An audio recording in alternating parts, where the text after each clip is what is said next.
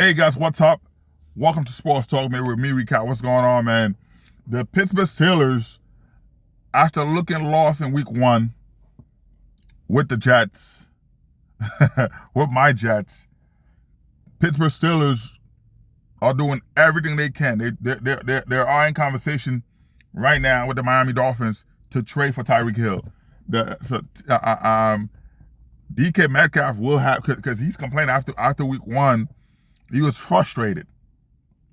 He was frustrated with a lack of target by Aaron Rodgers. But Aaron Rodgers, played for the Jets for 2 years, right? He faced the Jets when he was at Green Bay. He know exactly who Sauce Gardner is.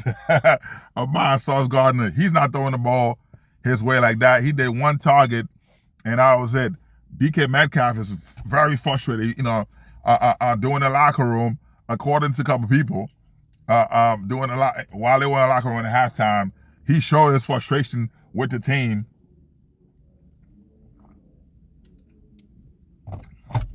Right?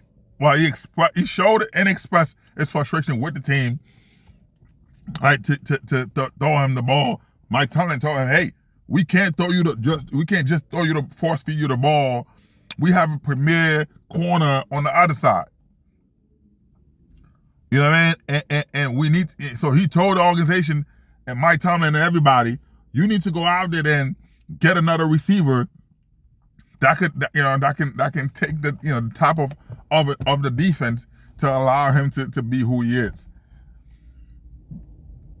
So the only player they're looking at who's not happy in Miami. You know what I mean? He's not happy in Miami. This is an opportunity for him to get out. So they trading the Baltimore Ravens. There's a lot of things with the Ravens as well. We're gonna talk about, but still, Tyreek Hill won out. He won out. That whole Tua Tagovailoa stuff. Tua's throwing the ball to everybody but Tyreek Hill on defense. You saw what he did the other day. You know what I mean? Now, Tyreek Hill went out. The Pittsburgh Steelers looking for a wide receiver. And they're working out a deal right now. So Tyreek Hill, is being traded to the to the Pittsburgh Steelers. So Steeler fans, congrats to you. You getting Tyreek Hill. Tyreek Hill being traded to the Steelers for two picks. One first round and a second rounder. Because Miami's not giving him up without a first round. So they said, no, any team that want him, you want a first round, you gotta give us a first round. So Miami Dolphins getting their wish, Pittsburgh Steelers getting their wish, and DK Metcalf said, hey, I came here to get a W. That's what I came here for. So they doing exactly that. So so I'm excited for them. Right? I'm excited for them, the opportunity, the possibility, and all of that. So we'll see what happens. But when you look at it, it makes sense. It makes sense for him finally to get a player like that. You pair him, DK Metcalf, and Tyreek Hill. Tyreek Hill is a burner. He's gonna take the top off. Now, if they get Tyreek Hill, if they're lucky enough to get him, wow, that's gonna be crazy. You know what I mean? And I talked to a couple people. I said, hey, are you serious? Is this going to happen? From what I'm hearing, Tyreek Hill will be wearing the Pittsburgh Steelers jersey very soon. Anyway, man, Bill Belichick, man, he told every college team, they gave the roster sheets, everything to the scouts from NFL teams to look over. So when team going to draft players, to know everything about the player, all that stuff. Bill Belichick invite everybody, every NFL team and 31 team in the NFL, except the Patriots. He told the Patriots scout they are not welcome in the locker room. They're not welcome anywhere in the facility. So for scout to even, the scouts are not able to even have that sheet. He told the scout, watch it on TV. He told the NFL scouts to watch it on TV. Now, I am super petty. I am very, very petty. I own that. You got to own it. I own it. But not at the expense of hurting someone else. And I think that with everything he's doing, that's going to hurt the players. I'm not saying that North Carolina gonna get all these people drafted to the NFL, but you limiting their opportunity to do things. You know what I mean? You limiting their opportunities for them to do what they need to do. If they, that's their bread and butter. That's for them to make it to the league. And also, a lot of players gonna leave when they know that. Wait a minute, a team that are not able to come and see me. Players place of the scout can see what they're doing. They want opportunities. Sometimes there's a lot when you look at it, right? I talk about JJ McCarthy. I talk about all those guys. The Vikings picked JJ McCarthy because they had access to where he was. A lot of times, team can't pick you. So there are 32 teams in the NFL. You give access to 31 teams. What if those 31 teams didn't want any player there? And the Patriots might have been the one team that won a player, and you just limit those guys' opportunity. I don't think, I think it's, like I said, it's an ego thing with him. Now, to tell the Patriots you're not welcome, he said, hey, I'm not welcome in their locker room. They're not welcome in mine. And I understand they fire you because, because when you look at, I've been to a lot of organizations. The New England Patriots don't even have a player personnel. They don't have a player development.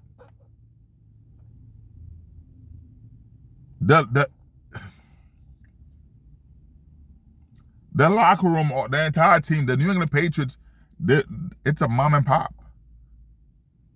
It's a mom and pop. They don't have all those guys, all those stuff that other team have.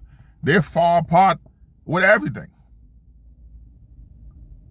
Mayo came in, he didn't have the juice to get what he want. When Bill Belichick left or got fired, everybody looked lost. They were asking for this department, that department. There's none. Because Bill Belichick ran everything. Like a mom and pop. So Mayo didn't have the opportunity to do all that stuff. Mike Vrabel, because he got the juice with the owner, he's able to, so now they're working on that stuff for the owner to spend some money to hire a department. Get on board with IT, all that stuff. So they're doing a lot of things to make sure to be ready. But Bill Belichick, man, it's like, come on. You can't, like the decision. Now, okay, Bill Belichick wanted to keep Mike Patricia as offensive coordinator in 2003. Robert Kraft said no, because it was bad. Everyone saw that. Bill Belichick grew frustrated with Mac Jones in 2003 that he stopped talking to him. Bill Belichick stopped talking to Mac Jones. Mac Jones was the was the quarterback of the team. Mac Jones was drafted by Bill Belichick. He couldn't develop him. So you said to yourself, Mac Jones was nowhere in sight beating anybody in college.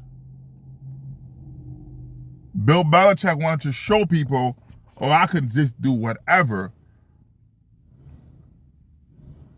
This is why people are saying to themselves, was it Tom Brady?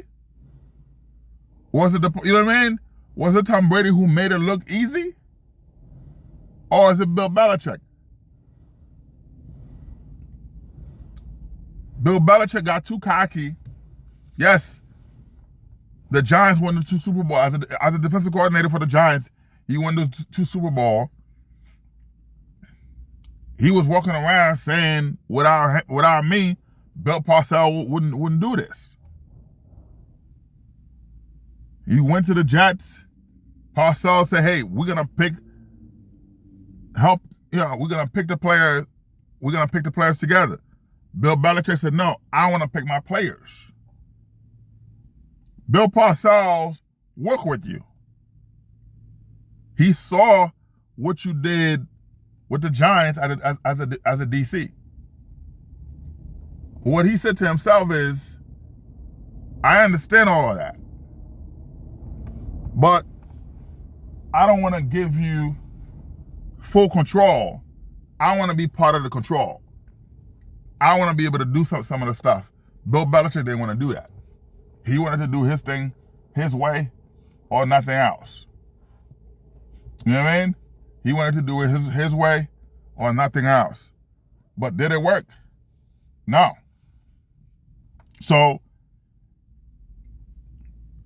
Mac Jones was your quarterback. You stopped talking to him altogether. Mike Jones was telling people the Patriots stopped coaching him. You know what I mean? So Mac Jones told people, hey, the Patriots stopped coaching me. Because Bill Belichick told the coaches to not coach him. Mac Jones would go to a meeting, Bill Belichick would address everybody else but him. Bill Belichick would walk past Mac Jones as if Mac Jones was not around. So when you look at all the stuff, you're like, yo, what's going on? Is this for real? How do you do this? How? So it's crazy. So Bill Belichick got in his head to now he's holding these kids hostage in college, saying that you can't come in here.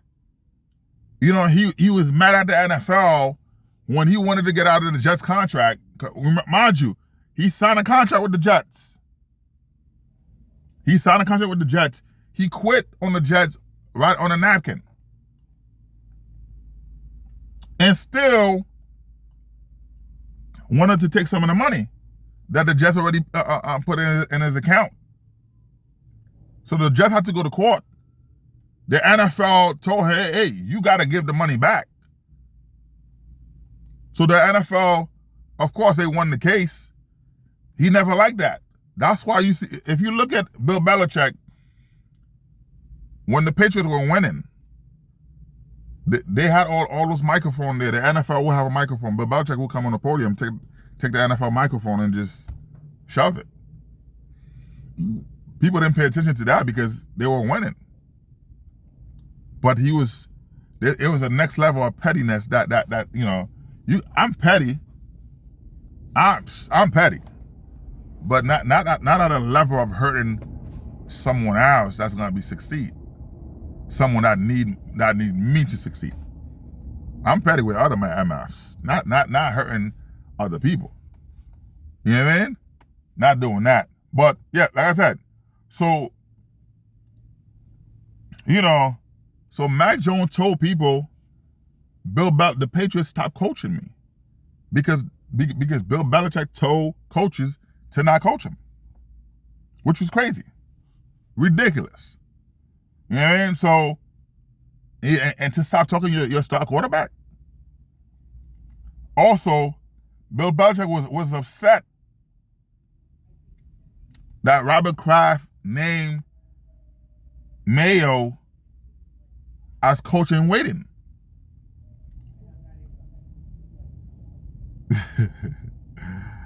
And Bill Belichick refused to talk to him. Mayo, by the way, Mayo was the defensive coordinator for the Patriots. Mayo was the defensive coordinator for the Patriots. Bill Belichick refused to talk to him he refused to talk to Mac Jones because Robert Kraft, when you know what I mean. Robert Kraft named Mayo their head coach and waiting.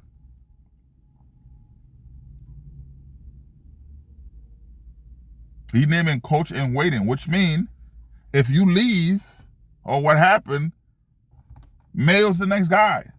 Bill Belichick wanted to install his son the same way he worked out a deal at North Carolina.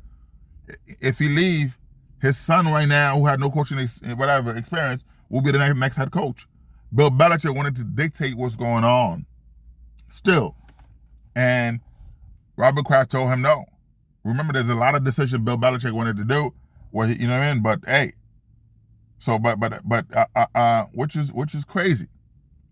You know what I mean? But and to tell the locker room, you tell the guys, forget it. I'm not gonna let you give you access. I'm not gonna give you access, which is crazy. You know what I mean? Which is crazy. But at the end of the day, man,